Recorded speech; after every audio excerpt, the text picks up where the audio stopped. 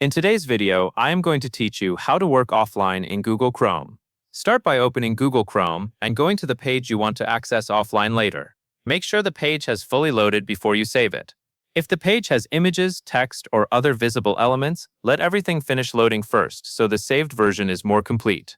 Once the page is ready, look to the top right corner of Chrome and click the three-dot menu. From there, move to Save and Share, and then choose Save Page As. A file window will appear and ask where you want to save the page.